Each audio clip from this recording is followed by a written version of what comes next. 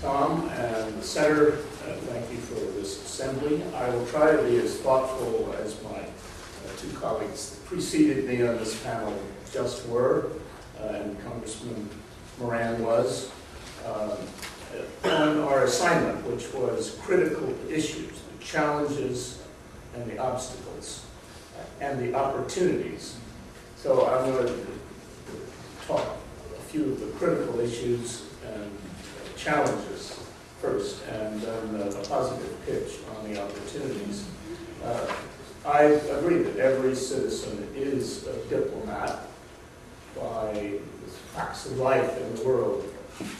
I agree that all the programs the System Secretary talked about that we give public support to are very important. Student scholarships, exchanges, the Fulbrights. At Bryn Mawr College, we welcome the Fulbright Association, and we would be based, I don't know how many years after I left there, continue to be based there.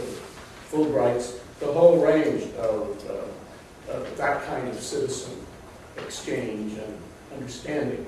I would point out that a good diplomat, I believe, a good diplomat conveys that he or she is more interested truly in understanding the others in the other lands than having them understand us.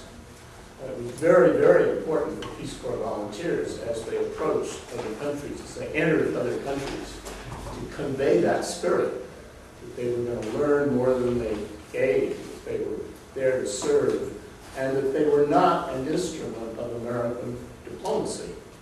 Now, I know this is my challenge in the sense to the Senator. I think for Congress, and maybe for public opinion, the concept of public diplomacy and citizen diplomacy makes a lot of sense in this country, because there's an understanding, I think, in general, that our standing in the world is not very good. When I went around the world at age 12 for 6 months with my grandmother in 1938 on the eve of World War II, we felt clearly, I was a 12-year-old boy that was very interested in politics and such things, that there was what Wendell Willkie reported in his One World trip a few years later in the middle of the war. There was a great reservoir of goodwill for us, the American people. And I'm sure that there's that feeling toward the American people in some considerable degree today. That reservoir has been depleted greatly. How the world looks at us is something that I think Americans have read a lot about. Our president's standing in the world is probably lower substantially than the 33% that the polls, favorable polls gave.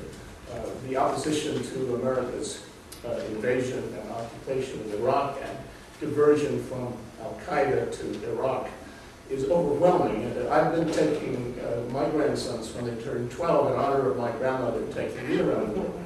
They get a short-change 6-week trip. And we've been so far, and 4 such grandsons have gone with me for 6 weeks to different trips, but to Japan, China, Mongolia, Russia, Italy, Greece, ancient sites, South Africa, Kenya, Uganda, Cambodia, Thailand, and Vietnam. And the main burden my grandsons had was every adult almost said, "Do you know how lucky you are to have your grandfather take you around the world? And secondly, it's going to change your life." Well, it did change my life, and I don't know that a 6-week trip will. But in those countries, everywhere, the way the world looks at the United States government is changed. And it means the non-government organizations, even in Thailand, I perceive, where the Peace Corps has been from the very beginning, and the government had a great celebration on 40th anniversary of the Peace Corps. The cross-cultural solutions volunteers, where we stayed, had a certain role that was, and I'm a great lover of the Peace Corps. I'm here really to call for it to be doubled and to move toward Kennedy's goal of 100,000 a year. But it's harder for the Peace Corps as a government agency today than it was in our time. In Vietnam, The United States government has indicated that it would like to send the Peace Corps to, I don't mean Iran, excuse me, that's the one place we haven't got a passport to, but in Iraq, you can see where my head is.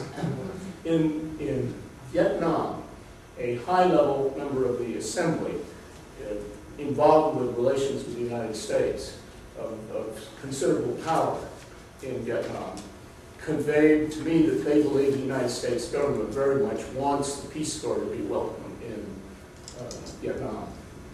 Americans are extraordinarily welcome in Vietnam. When you wonder why are you so friendly, when you see museums and the displays of what happened when we dumped more explosives on Vietnam by several times than all the explosives in World War II on our enemies. You seem to do pretty well with the Japanese and Germans after your war, and after the American War, it's part of our history. Before that war, the 30-year French War, and before that, 300 years of our China War. But the Peace Corps coming as a government program is not politic in Vietnam, in my perception from quite a few talks I have with different people. But they would love more volunteers. They love more Americans coming on the whole range of service. So I want to remind you of Dean Rusk and John Kennedy's and Sergeant Shriver's prescription, motto, watchword for the Peace Corps. It was said variously, but very close to these words by all three of those, and every Peace Corps volunteer knew it. It will make the Peace Corps, and your service will make can make an important contribution to American world policy if it is not seen as an instrument of American foreign policy. And I think that's the danger about the public diplomacy approach. It is probably a very good approach in Congress and for the United States, or as a tactic of public opinion. I think it's probably a questionable one in terms of the approach to the world, because the extent that people think that we're there to help cure TB and HIV, malaria no more, or teaching English on a large scale, which is a tremendously valuable thing to do by native English speakers, to the extent they think it's to convert, to change what they think diplomats do to get support for American foreign policy, it will undermine the spirit of that service. Now, that's my sort of challenge, and it's an old point, and I may be wrong. Now, oh, by the way, let me just cite one of the highest points of the Peace Corps, the Dominican Republic. What year were you in the Dominican Republic? 67 to 70, just Right. after the revolution. 65, on the second of the last year I was at the Peace Corps. Come back from being the chief of the Peace Corps in Africa for 2 years. The Dominican Republic was invaded by the Marines to squelch whatever you want to call the regime that had taken power.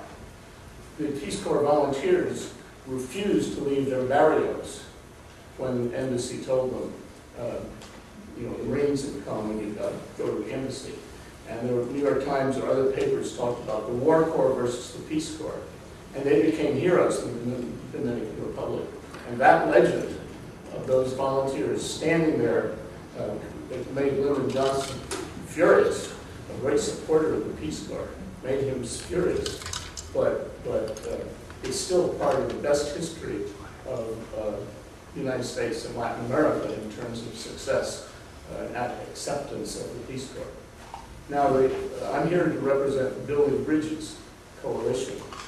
And that's a coalition now of more than 100 organizations who engage in volunteer service overseas and have volunteers and want them and want a lot more and welcome help in getting more volunteers through the independent sector, through great and small non-government organizations. I think there's a tremendous need and there's a gap The Brookings Institution started an international initiative on international volunteering, and early, General Powell launched it a couple of years ago. And John Bridgeland, President Bush's USA Freedom Corps organizer of it, and I and David Caprera of the Brookings Institution on this, the three of us had been piloting that initiative. And it took John Kennedy's comment when he was sending some Peace Corps volunteers off from the White House lawn. And he said afterwards, not to them, some of us who were helping Schreiber, this will be really serious when it's 100,000 a year and 1 million in 1 decade, mostly young Americans, will have firsthand experience in Asia, Africa, and Latin America. And then he said, for the first time, we will have a large constituency for an intelligent foreign policy. And that today would have meant 3.5 million Americans without experience. 500,000 at least in Arab countries, and most of them learning to speak Arabic.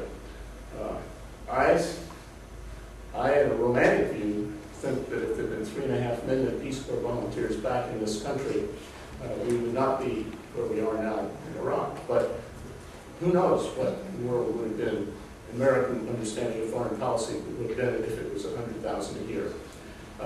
In all these years, the Peace Corps has had 185, going on 190,000 Peace Corps volunteers. There's a tremendous need for more. There is a gap. The Peace Corps, rightly I think, has a 2-year term. It's a wonderful term, whether you're teaching English or any other project. You can have a tremendous impact. But the essence of the Peace Corps, as presented by Schreiber and Kennedy, was it had to be big and bold. We had 300 teachers in the first planes that arrived in '62 fall in Addis Ababa, and they doubled the number of secondary school teachers in Ethiopia, which was a crucial thing to breaking the bottleneck of not enough students for their new university. That was a real contribution to the education and development of Ethiopia. Before long, there were 700 in Ethiopia. The Peace Corps, when we left, it was 16,000, the next year to be 25,000. It was on the way to 100,000 a year. Now, another war, the Vietnam War, moved in, consumed our resources, and the Peace Corps went down to 5,000 a year. Carter and others notched it up to 7,000. And Clinton tried to get it up. Bush, after 9/11, before we got diverted to Iraq, called for the doubling of the Peace Corps and 25,000 extra AmeriCorps members to take AmeriCorps, which I was then, had just left as CEO of the Corporation for National Service, from 50,000, where we left in the Kennedy administration, Clinton administration, to 75,000, which it reached. Peace Corps didn't reach. Congress didn't put the money up. So, first of all, there's the question of money as an obstacle. I think doubling the Peace Corps is the minimal platform for action. And the Building Bridges Coalition supports that. It supports also the authorization and funding of the Volunteers for Prosperity that Jack Hawkins represents there, an unsung part of the overseas service world. But it also has come into being and is fighting for the Global Service Fellowship Bill that's been introduced in the Senate by Senator Feingold and Senator Coleman and 7 others, I believe, including my successor, Bob Casey from Pennsylvania, and in the House last Friday by Representative McCollum, John Lewis, and 7 others there. And it's to fill the gap below the 2-year term service of the Peace Corps and above traveling or being a student, but service, whether for a month or 3 months or 7 months or a year or more, but less than the 2 years of the Peace Corps. And it is a gap that is, in terms of opportunities, a tremendous opportunity because there's very little opposition to the work of non-government organizations in most of the countries.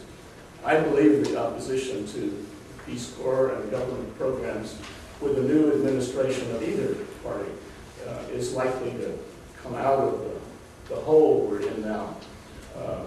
But right now, and forever in one sense, in terms of the world discovering a way for people to serve each other and to become world citizens, there's a tremendous opportunity for the non-government organizations of all kinds, for their new social inventions and for their existing good programs to expand and easily double from the 50,000 organized overseas volunteers that we were able to count in the Brookings research to 100,000 or more. And I commend to you the Global Service Fellowship bills before Congress to look at.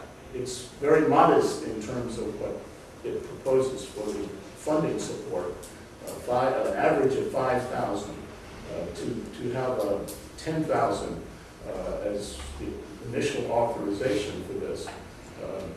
One of the obstacles to the bill put by someone who was concerned that it would compete with the Peace Corps, whereas this coalition is the most active coalition supporting the Peace Corps' growth, and it's not a zero-sum game if we're going to do our job in this world. And I think with the end of the Iraq War, there'll be a great opportunity for an expansion of the Peace Corps as the military corps has finished their duty. So the bill is before you. It can be much larger.